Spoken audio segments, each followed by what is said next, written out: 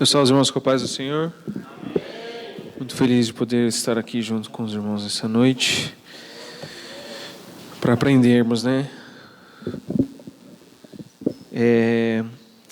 Semana passada nós estávamos falando sobre a cruz, um ensinamento maravilhoso,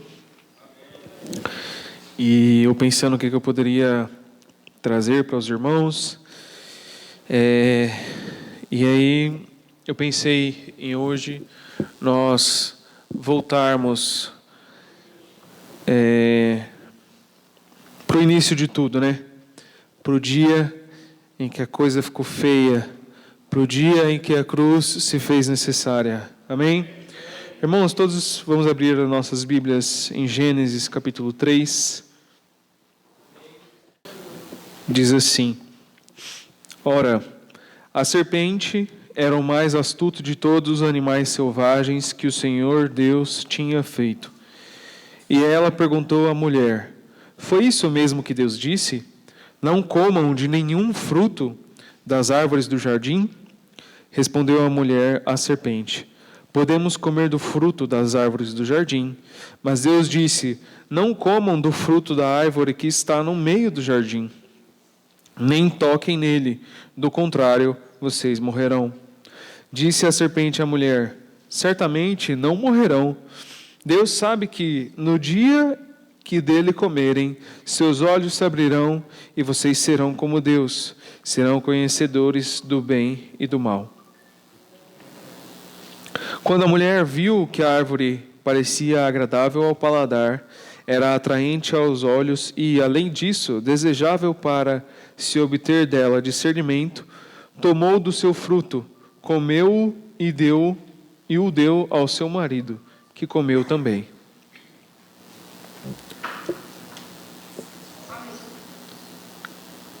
Os olhos dos dois se abriram e perceberam que estavam nus.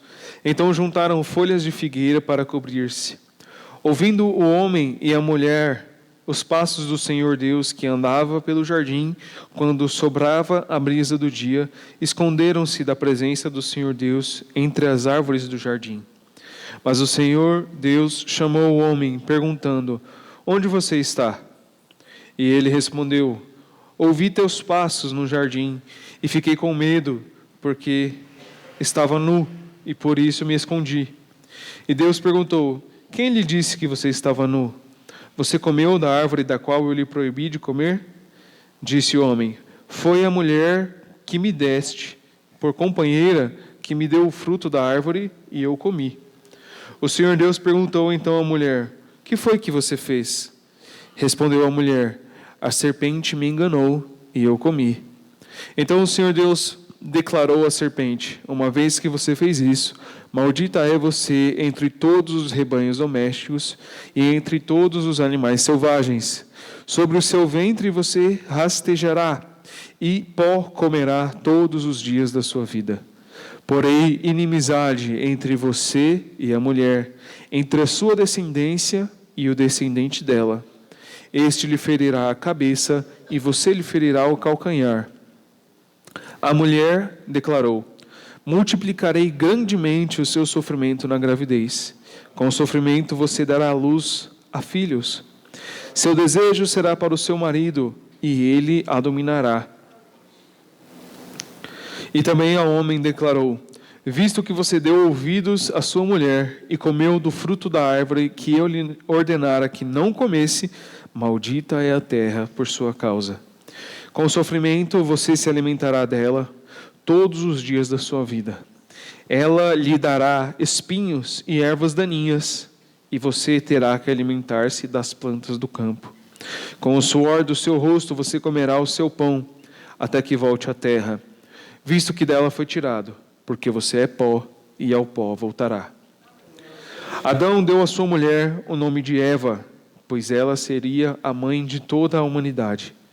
O Senhor Deus fez roupas de pele e com elas vestiu a Adão e sua mulher.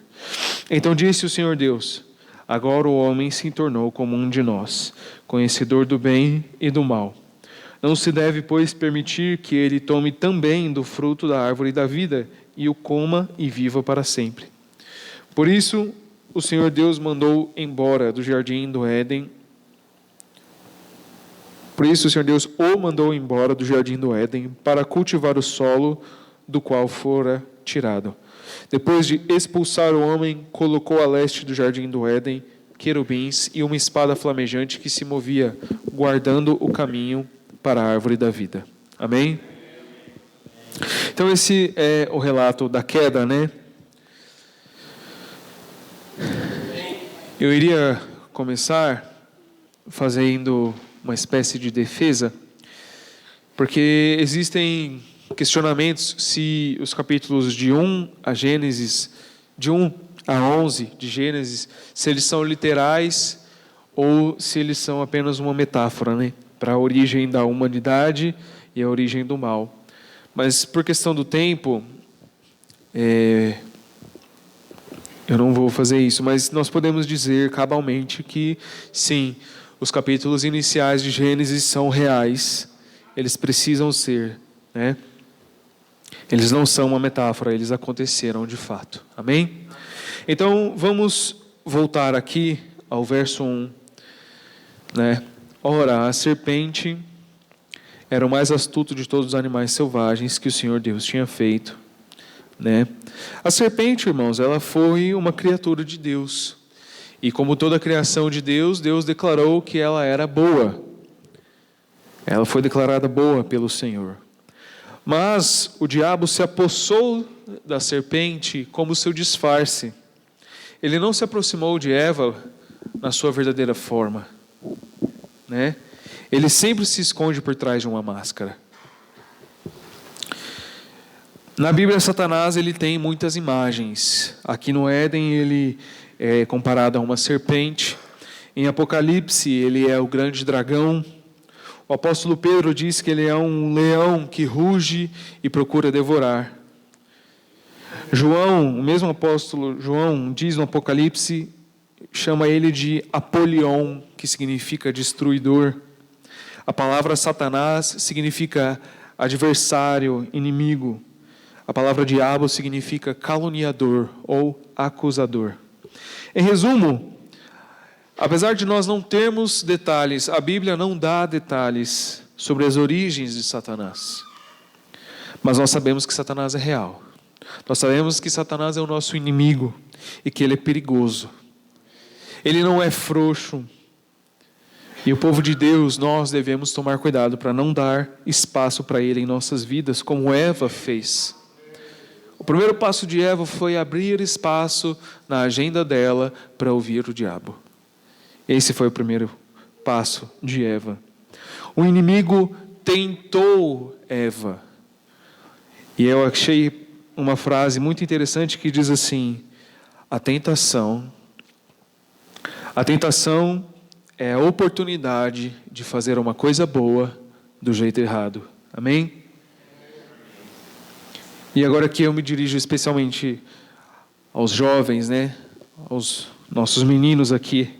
Prestem atenção nessa frase, guardem essa frase. A tentação é a oportunidade de fazer uma coisa boa do jeito errado. Porque veja bem, é muito bom você tirar uma nota boa na prova, mas é errado você colar para conseguir essa nota boa. É muito bom você ter as coisas, mas é errado você roubar para ter as coisas. Amém? Então, em última análise, o que Satanás disse para Eva foi: olha, eu posso te dar uma coisa que você quer. Eu posso te dar uma coisa que você deseja muito. E você pode ter os benefícios disso sem qualquer consequência. Foi isso que Satanás disse para Eva. Veja, irmãos, as coisas de Deus, elas são boas. A Bíblia diz que a sua vontade é boa, perfeita e agradável. Mas as coisas de Deus têm um processo. Amém? As coisas de Deus, assim como tudo que tem valor, elas não são fáceis de conseguir. Em contrapartida, as coisas de Satanás, elas parecem boas, mas elas são falsificadas. Porque Satanás, ele não cria nada.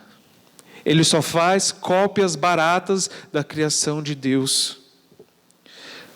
As coisas de Satanás são um jeito fácil de conseguir as coisas boas propostas por Deus, aparentemente sem custo algum.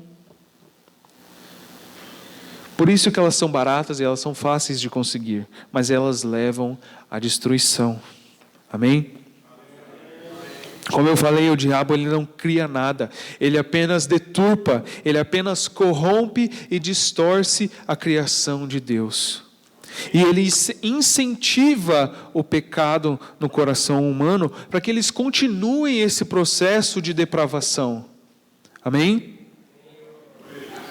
Então, por exemplo, pense em qualquer pecado, irmão, qualquer pecado.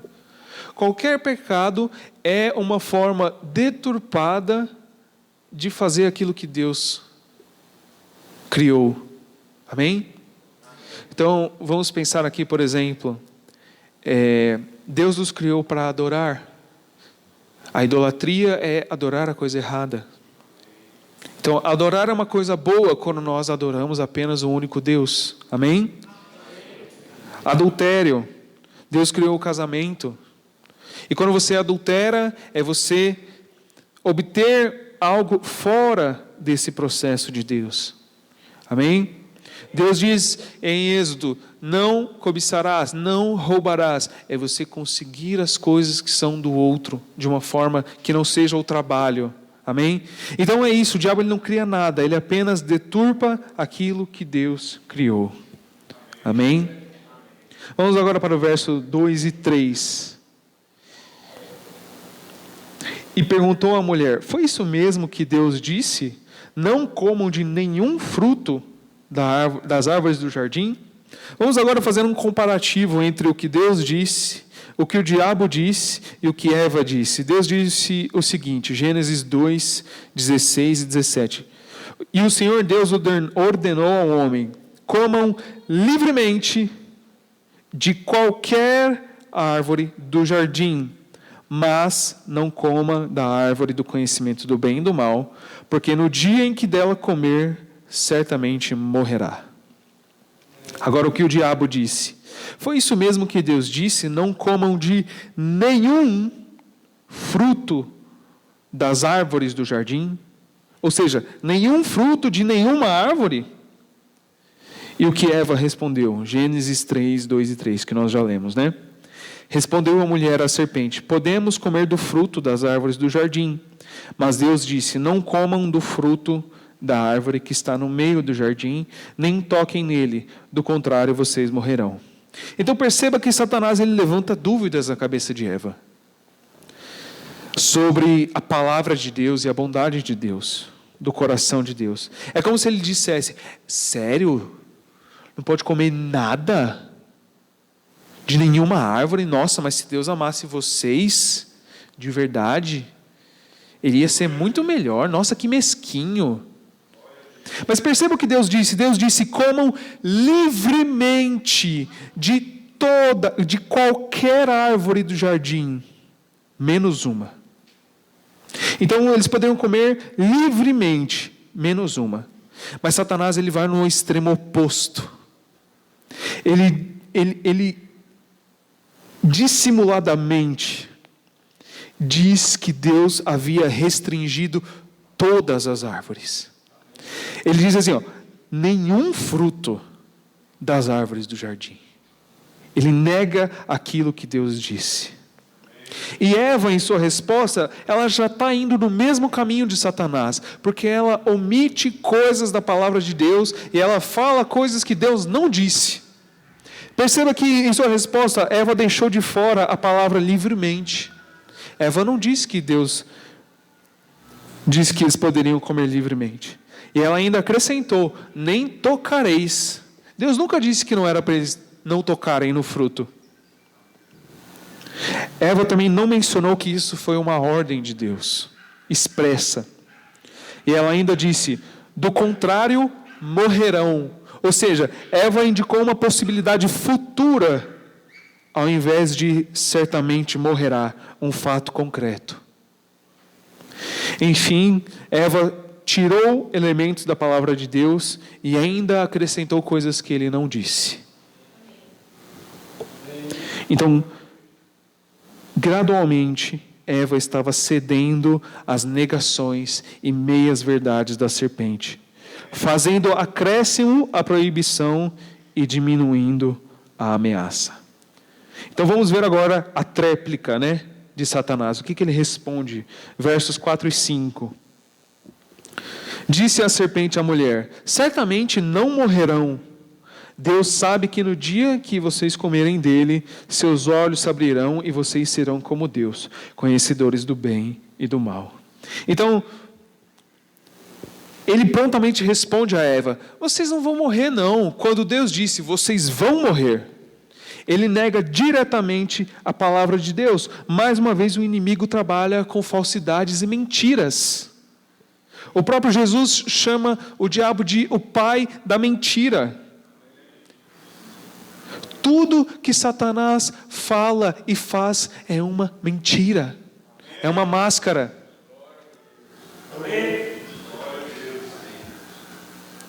E quando se trata da palavra de Deus, muitas vezes ele faz exatamente isso.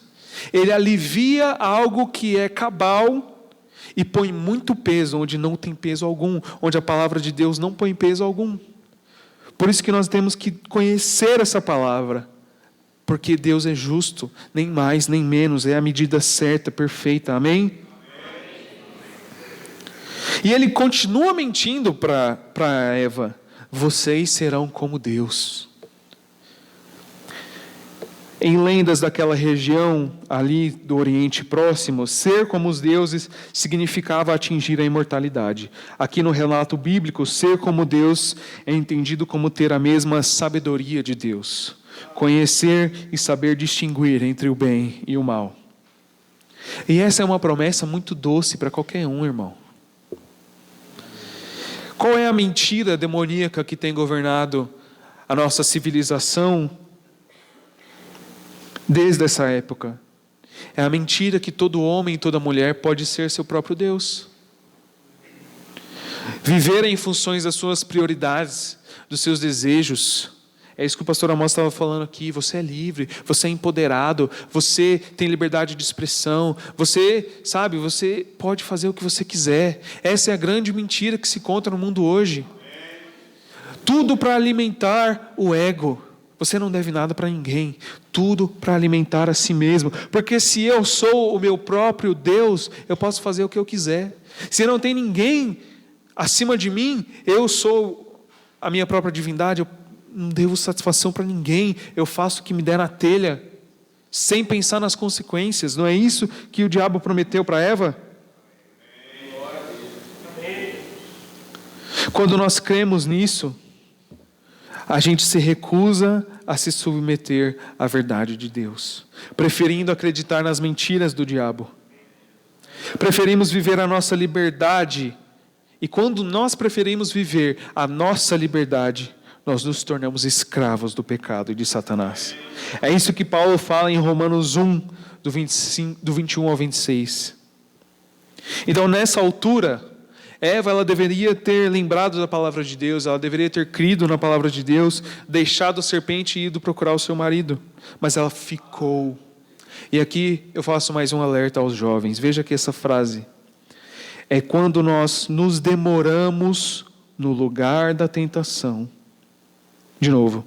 É quando nós nos demoramos no lugar da tentação que nós nos colocamos em dificuldades. Especialmente quando sabemos que os nossos pensamentos são contrários à verdade de Deus. Amém? É quando a gente fica. Não, tá tudo bem, eu aguento, eu sou forte. É quando a gente fica. Irmão, pensa comigo, você acha que José teria resistido se ele tivesse ficado naquele quarto?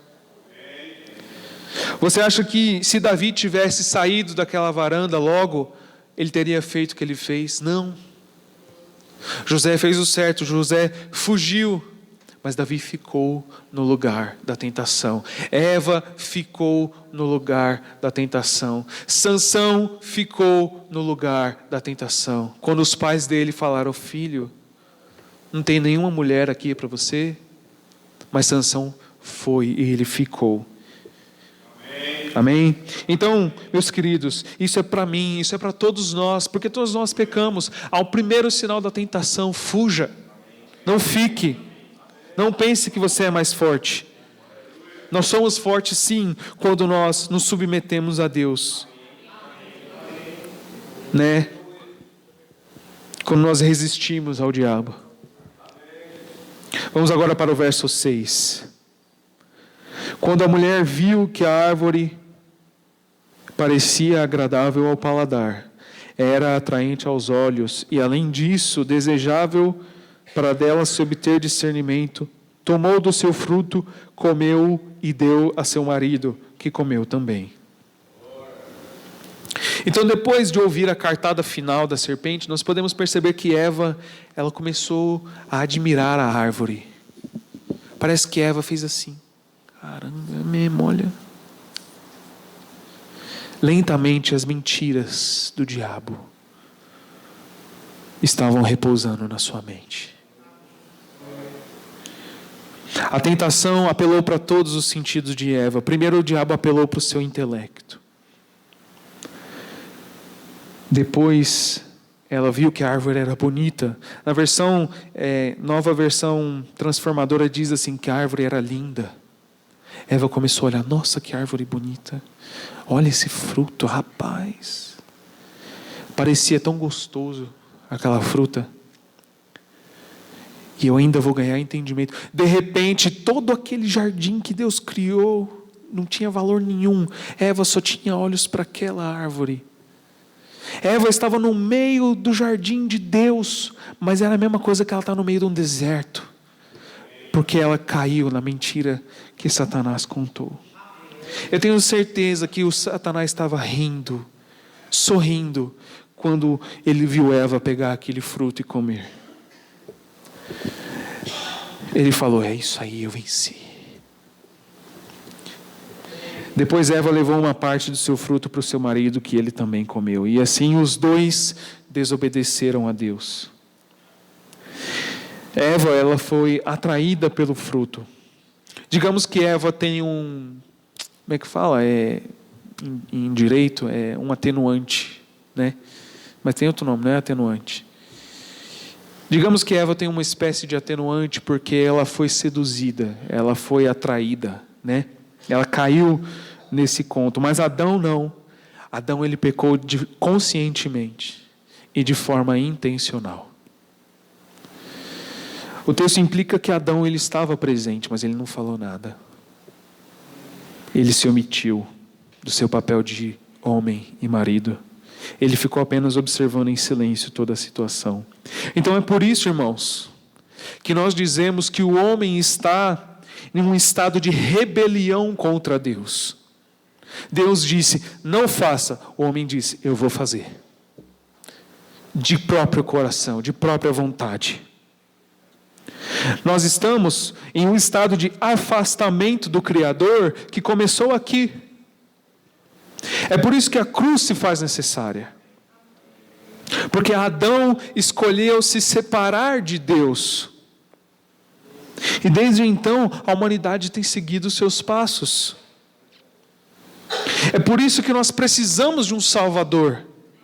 É por isso que nós precisamos de alguém que nos reconciliasse com Deus. O que é reconciliar? É fazer as pazes, é retornar à paz. Vamos ler aqui rapidamente, 2 Coríntios 5, do 17 ao 21. O nosso apóstolo Paulo.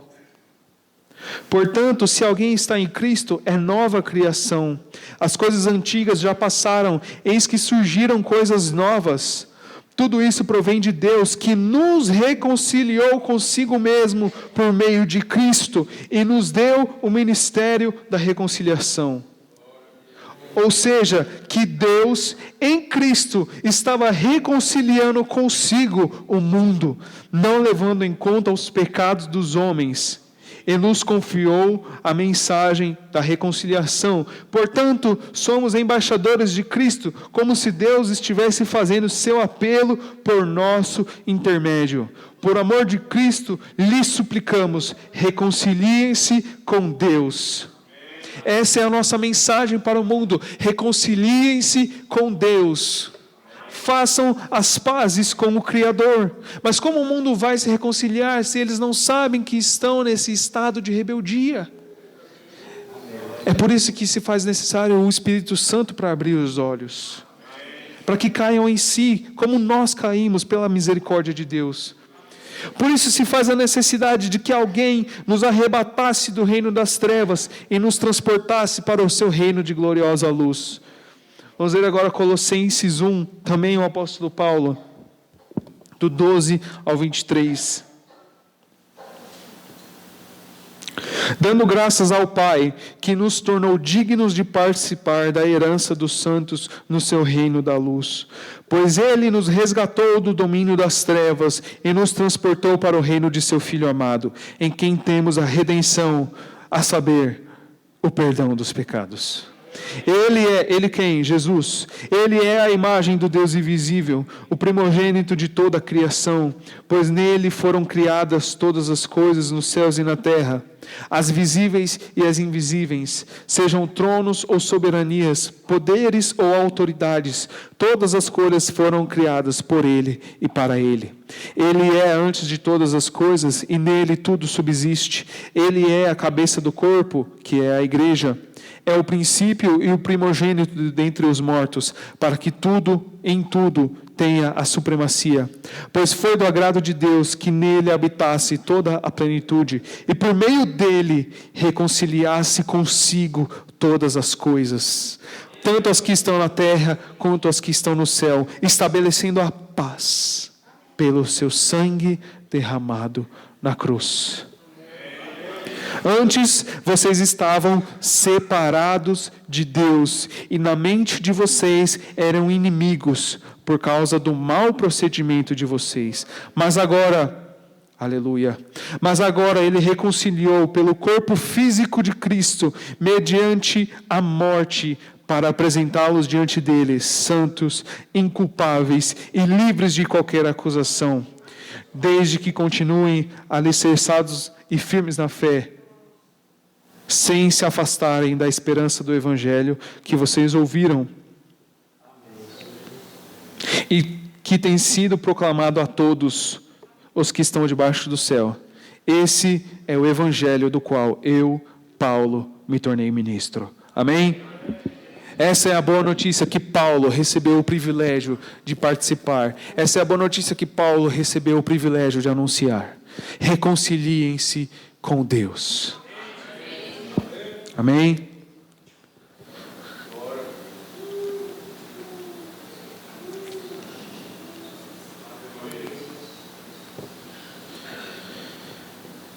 Acho que eu poderia terminar aqui.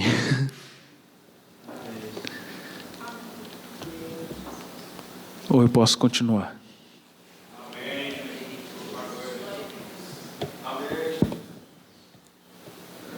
Só mais 15 minutinhos.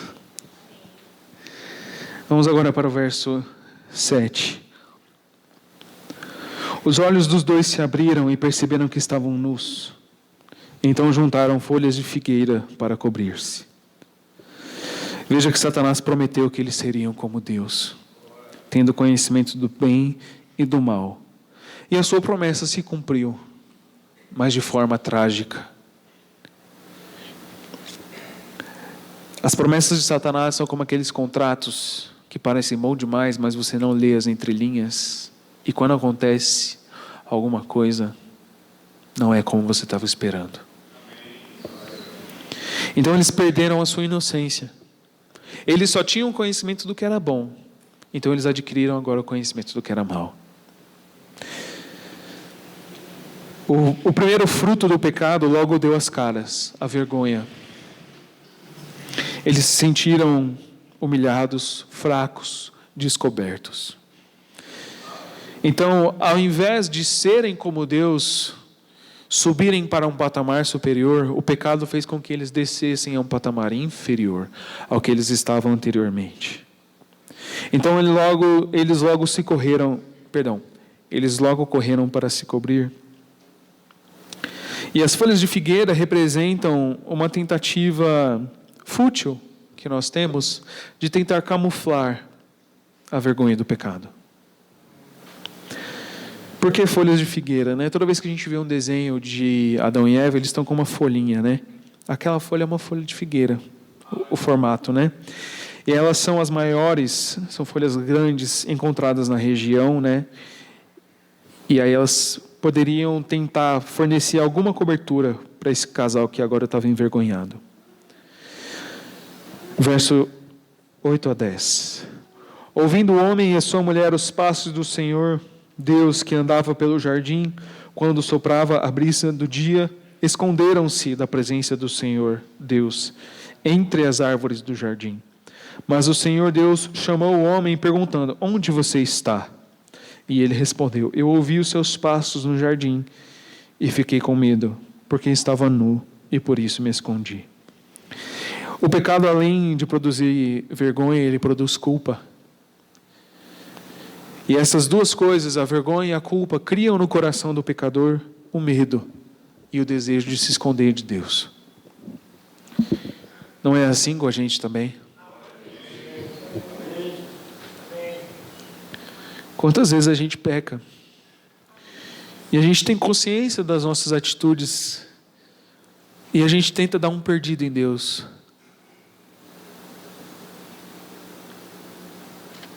Como se a gente pudesse se esconder daquele que é onipresente. Chega até a ser engraçado, né? Você querer se esconder de alguém que é onipresente. É como se a gente tentasse fugir de Deus, fingir que nada aconteceu. E o pecado fez com Adão o que ele faz conosco até hoje. Ele nos tira da comunhão com Deus. Nos afasta. Parece que era um hábito, né? Todos os dias Deus chegava assim para conversar com Adão. Olha que bênção, que maravilha. E aí um dia Adão e Eva não apareceram na reunião. Um dia Adão e Eva não apareceram no encontro com Deus. A nossa reação é fugir de Deus com os nossos pecados. Mas Deus se move intencionalmente na nossa direção para nos encontrar. Amém?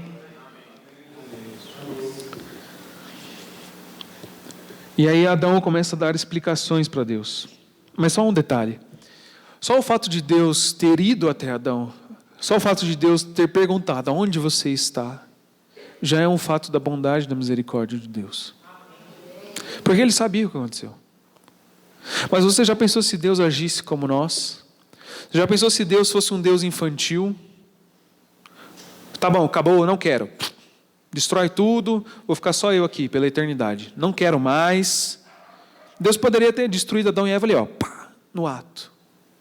Mas ele foi. Ele ainda deu uma chance. E aí, como eu falei, Adão começa a dar explicações para Deus. E Deus questiona, né? Onde você está? No verso 11, cadê? Deus perguntou: quem te falou que você estava nu? Deus está dando uma chance para Adão confessar, né? Você comeu do fruto que eu falei que não era para você comer? Pai e mãe é assim, né? Ele sabe o que você fez, aí ele pergunta para ver se você confessa, né? Mas Adão não confessa, Adão não fala: sim, eu comi. Adão sentiu culpa, mas ele não assumiu a culpa. Ele preferiu jogar na esposa. E isso já eram os efeitos do pecado em ação. Porque ele diz assim: foi a mulher que tu me deste como companheira. Então ele põe a culpa na esposa, mas em última instância ele põe a culpa em Deus também. Foi você que me deu essa esposa. A culpa é sua. Se você não tivesse me dado essa esposa, isso não ia ter acontecido. E aí quando Deus questiona Eva, ela vai pelo mesmo caminho também. Ela responsabiliza a serpente. Então houveram justificativas. Eu comi porque a minha esposa me deu. E você? Eu comi porque a serpente me enganou. Houveram justificativas, mas não houve nenhuma confissão. E não é assim mesmo que nós nos comportamos? A gente é tão diferente de Adão assim. Quando a gente começa a racionalizar o pecado, a criar justificativas, a elencar os motivos. Mas veja bem, é porque, sabe como é que é, né? Foi assim, sabe, não sei o quê. Já é um sinal que a gente não tem o mínimo arrependimento. E de que a gente não tem nenhum desejo de confessar. As desculpas servem apenas para amenizar o peso da nossa consciência. Eu pequei, mas porque por causa disso, daquilo. Mas isso aponta para um problema mais grave. Demonstra que a gente não tem noção nenhuma da gravidade do nosso pecado. Isso é perigoso, irmão. Porque se a nossa consciência foi um juiz interno que Deus nos deu, que nos aponta quando nós estamos fazendo o certo e o errado. Mas se a nossa consciência já nem dói quando a gente peca, isso é um sinal muito grave. Quando nós já temos a consciência cauterizada, a gente nem sente. Isso é muito perigoso. Vamos nos encaminhar para o final, verso 14 e 15. Então o Senhor Deus declarou à serpente: uma vez que você fez isso, maldita é você entre todos os rebanhos domésticos e entre todos os animais selvagens. Sobre o ventre você rastejará e o pó comerá todos os dias da sua vida. Porém, inimizade entre você e a mulher, entre a sua descendência e o descendente dela. Este lhe ferirá a cabeça e você lhe ferirá o calcanhar. Como eu falei, o fato de Deus chamar o homem foi um ato de bondade, porque ele poderia, e com razão, ter pronunciado o julgamento e destruído Adão e Eva. Ali, pá. Mas nós sabemos que Deus é amoroso. Ele é longânimo. A palavra longânimo significa tardio para punir pecados.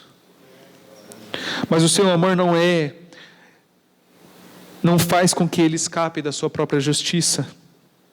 Deus não pode escapar da sua própria retidão. Porque, do contrário, ele seria um juiz injusto e leniente. Ele concordaria com o pecado. Então, a primeira sentença é para aquele que começou toda aquela situação, né? O diabo e o seu instrumento, a serpente. Aparentemente, a serpente não rastejava pela terra antes da queda, mas agora essa seria a sua condenação, a sua humilhação. E quando Deus fala, você comerá o pó, a descrição de pó ou poeira como um alimento é muito comum nas descrições do mundo dos mortos na literatura antiga. O pó e a poeira são elementos relacionados à morte, porque o pó enche a boca do defunto, mas também encherá a boca da serpente quando ela se arrastar pelo chão.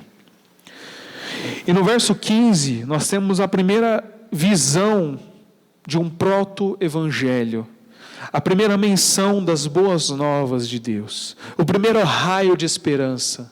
Deus sabia que o homem ia pecar. Mas Ele preferiu conduzir a história de uma forma que houvesse um plano de redenção e que no final Ele restauraria todas as coisas. Então, o primeiro vislumbre da salvação é aqui no verso 15. Do ponto de vista humano, a esperança não tinha acabado totalmente. Porque do ponto de vista humano, Deus vislumbrava ainda o seu plano de salvação.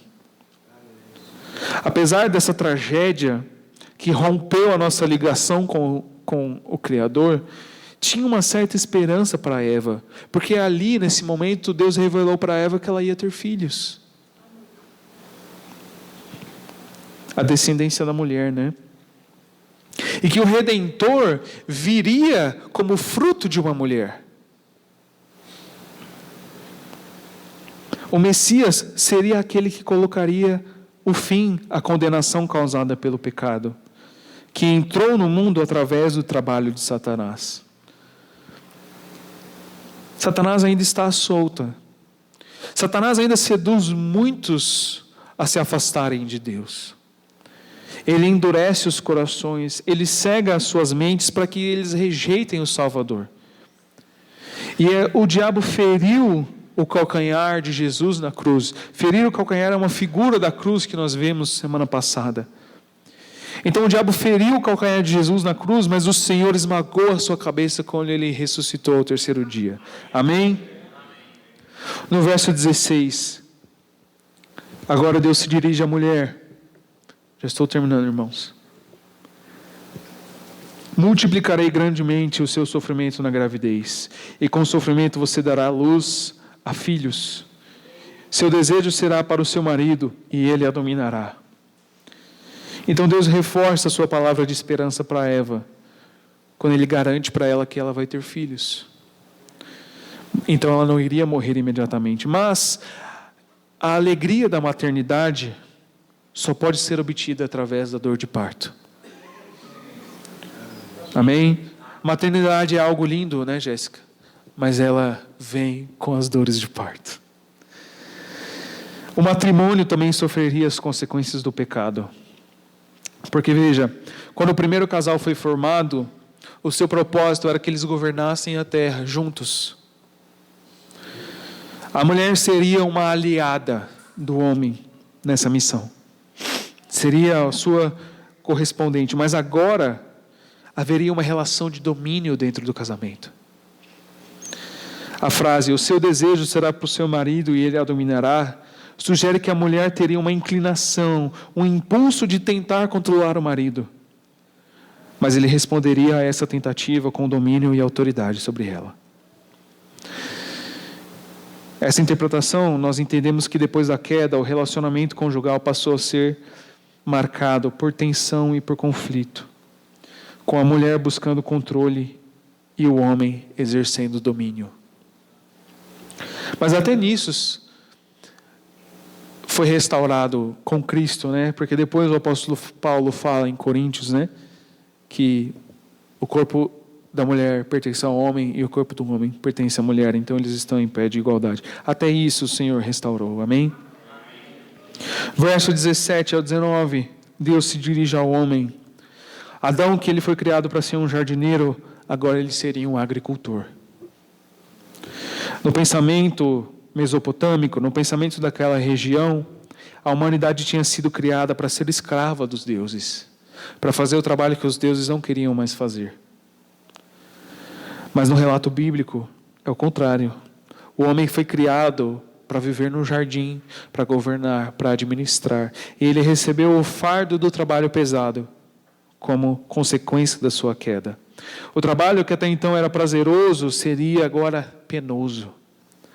A natureza não seria mais favorável ao homem. Ela não floresceria naturalmente mais frutos, mas sim espinhos e ervas daninhas.